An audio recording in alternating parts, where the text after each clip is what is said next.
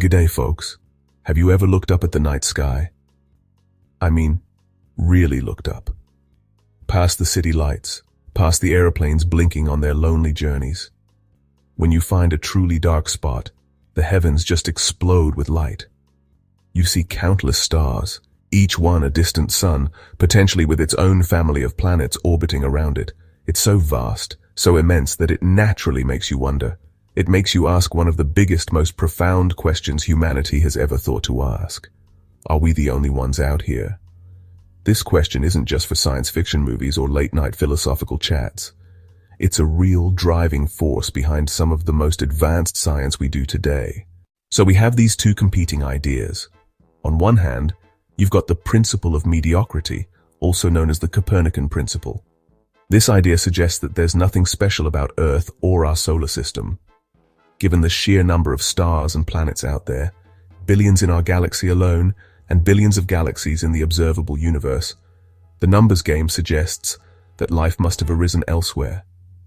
But then, there's a more cautious and perhaps more sobering perspective. This is where we introduce a fascinating and provocative idea called the rare Earth hypothesis. Put forward by scientists Peter Ward, a paleontologist, and Donald Brownlee, an astronomer, this hypothesis turns the old idea on its head. It argues the exact opposite. One of the first and biggest hurdles a life-bearing planet has to clear has nothing to do with the planet itself. It's all about its address. Just like in real estate, when it comes to life, it's all about location, location, location. Too close to the galactic center and you're in trouble. It's a spectacular but violent place. The density of stars is incredible, meaning they are much closer together, dramatically increasing the risk of gravitational disruption. Too far out, and you're also in trouble. Out here, things are much quieter and safer, but there's a catch. The outer galaxy is element poor. Most of the elements heavier than hydrogen and helium are forged in the hearts of stars. Our solar system, as it turns out, is located in the sweet spot. We're about 27,000 light-years from the chaotic galactic center. Far enough out to be safe, but close enough in to be in a region rich with the heavy elements needed to form a large rocky planet like Earth. Even if a planet is in the perfect galactic neighborhood, it still needs to be orbiting the right kind of star. The vast majority of stars in the galaxy are small, cool, dim stars known as red dwarfs. But they come with a host of problems. Our star, the Sun, is a G-type main sequence star, often called a yellow dwarf. It hits the sweet spot, it's stable, burning with a steady light for billions of years. These Goldilocks stars make up only about 7% of the stars in the Milky Way. The next critical factor is the planet's orbit around its star. This brings us to the habitable zone, or as it's more affectionately known, the Goldilocks zone.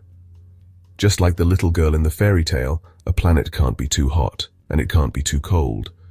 Earth's orbit is very nearly circular, which means our distance from the Sun doesn't change much throughout the year. This gives us relatively stable seasons and a predictable climate. That's another filter complex life has to pass through.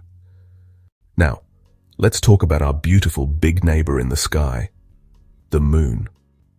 According to the rare Earth hypothesis, our Moon is not just a companion, it's a crucial guardian that played a massive role in making complex life possible. The key thing about our Moon is its size. It's huge, at least in relation to the planet it orbits. It's about a quarter of the diameter of Earth, which is unusually large for a moon in our solar system. Its main job is to act as a cosmic gyroscope. Without our large moon, the gravitational pulls from the Sun and giant planets like Jupiter would cause Earth's tilt to swing about wildly, leading to the most extreme seasons imaginable. The formation of such a large moon is thought to be a rare event itself. The leading theory suggests that very early in Earth's history, a Mars-sized protoplanet slammed into the young Earth. This was a freak accident of cosmic billiards. Let's move from the sky down to the ground beneath our feet. One of the most unique and vital features of our planet is something we rarely think about, but it acts like a global thermostat and a planetary recycling system. I'm talking about plate tectonics. The Earth's crust isn't one solid shell. It's broken up into massive plates that are constantly, slowly, grinding against, sliding under, and moving away from each other. This process drives earthquakes, builds mountain ranges, and creates volcanoes.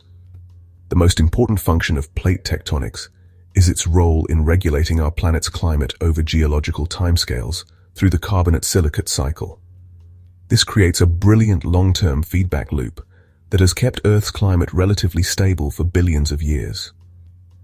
For a planet to have active plate tectonics, it needs to be the right size to retain enough internal heat, and it needs to have the right amount of water to lubricate the plates. Many rocky exoplanets might be stagnant lid planets, unable to perform this life-sustaining dance. There's one more critical feature of Earth that is completely invisible, but is just as important as water or air. Our planet has a powerful magnetic field, generated by the churning molten iron core deep within its interior. It acts as our planet's very own force field, shielding us from the most dangerous things the sun throws our way. The sun doesn't just send us light and heat, it also constantly streams out a flow of charged particles known as the solar wind. Without a magnetic field, this solar wind would slam directly into our atmosphere. Over millions of years, it would slowly but surely strip the atmosphere away. This is what we think happened to Mars. It once had a thicker atmosphere and liquid water, but its magnetic field died. Just like plate tectonics, a strong, long-lasting magnetic field isn't a given for a rocky planet. It requires a molten, convecting metallic core. This is yet another filter in the long list proposed by the rare Earth hypothesis. Right then, let's take a step back and look at the big picture we've been painting. We've talked about all these individual conditions, but the real power of the rare Earth hypothesis comes not from any single factor, but from stacking them all on top of each other. It's a game of cosmic probability, and the odds of winning get smaller and smaller with every filter you add to the list. This is what scientists call the multiplicative effect of these filters. Think of it like trying to get a royal flush in poker. Getting any single card you need is reasonably likely, but getting 5 specific cards in a row is extraordinarily rare because you need 5 specific things to happen in a row. The rare Earth argument suggests that when you multiply all these low probabilities together, the final number could be so tiny that the expected number of Earth-like planets with complex life in our galaxy might be just one, us.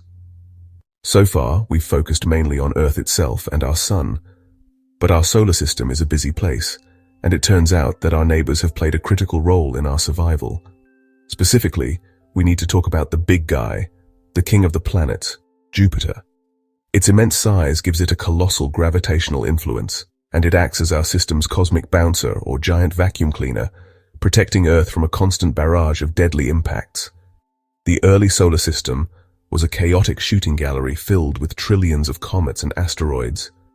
Without Jupiter, these cosmic cannonballs would have continued to rain down on the inner solar system, repeatedly sterilizing the planet.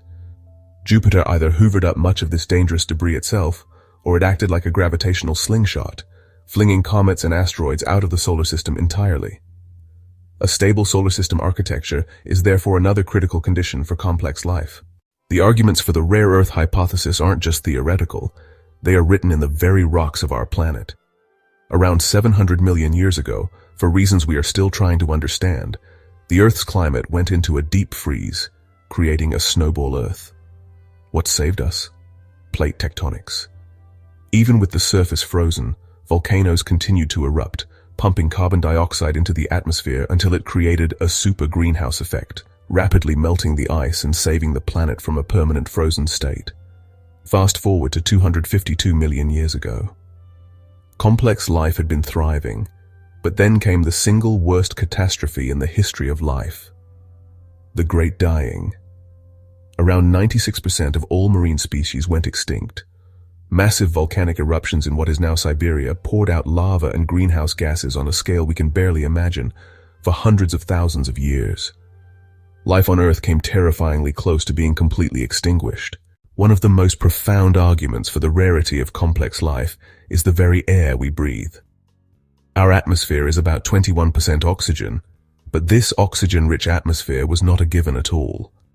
For the first half of Earth's history, there was virtually no free oxygen in the atmosphere. The story begins around 2.4 billion years ago with tiny organisms called cyanobacteria. These little microbes evolved photosynthesis, using sunlight to split water molecules. and a waste product of this process was oxygen. For hundreds of millions of years, this oxygen didn't build up in the atmosphere.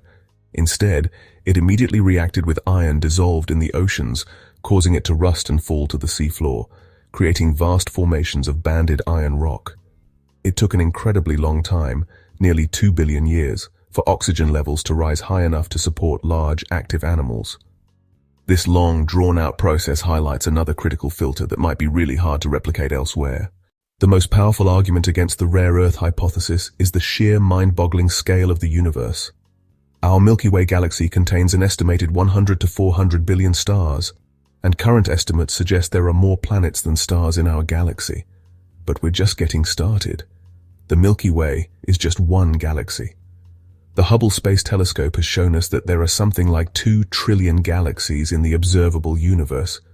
2 trillion! Even if the odds of getting a perfect Earth clone are 1 in a billion, in a universe with trillions of galaxies, that would still mean there are thousands of such planets in every single galaxy. The sheer number of chances makes the improbable become probable. It's like walking onto a huge sandy beach, picking up one grain of sand, and declaring that because it has a unique shape, no other grain of sand on the entire beach could possibly be similar. The second major rebuttal challenges one of the hypothesis's most fundamental assumptions. Critics argue that this is a form of carbon chauvinism, the assumption that life everywhere must be like us, based on carbon and dependent on liquid water. On Saturn's moon Titan, it's so cold that water is frozen as hard as rock, but it has vast lakes and rivers of liquid methane and ethane. Could a completely different form of life arise in these hydrocarbon seas? We see life on Earth thriving in the most unlikely places, from the crushing pressure of the Mariana Trench to the acidic pools of Yellowstone.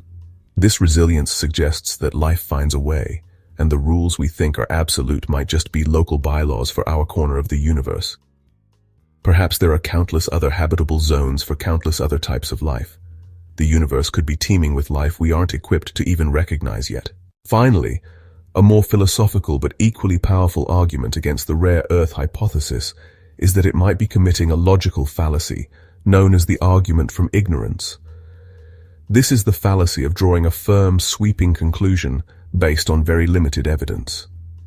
It's a bit like a person who has never left their small, isolated village concluding that all people in the world must speak their language, eat their food, and follow their customs. The truth is, we don't know. Our study of exoplanets is still in its infancy. We have only been seriously studying exoplanets for about 30 years. What seems rare today might turn out to be common tomorrow. The things we label as rare might just be things that are currently hard for us to find with our present level of technology. Until we can survey thousands of Earth-like planets in detail, we are essentially guessing. The debate isn't just philosophical.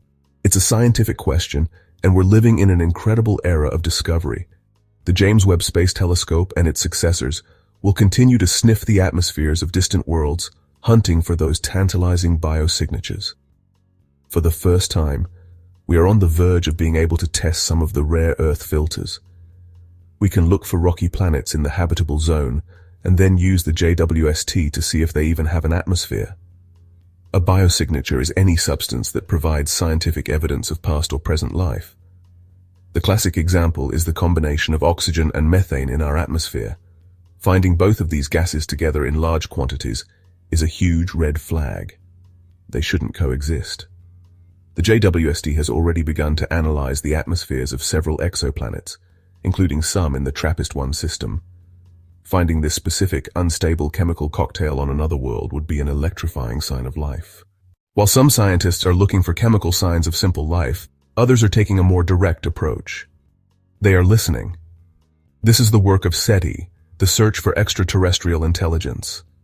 The core idea is simple but profound. If there are other technologically advanced civilizations out there, perhaps they are broadcasting signals into space, and we might just overhear a cosmic conversation. Despite not yet finding a confirmed signal, the search continues. The ongoing silence from SETI searches is often cited by supporters of the rare Earth hypothesis. If complex life is common, they ask, then where is everybody? The Breakthrough Listen initiative is the most comprehensive SETI project ever undertaken, using some of the world's most powerful telescopes to survey 1 million of the nearest stars and the 100 closest galaxies. So, after this grand tour of our cosmos, where do we stand? We find ourselves at the heart of a profound scientific debate, balanced between two powerful competing ideas.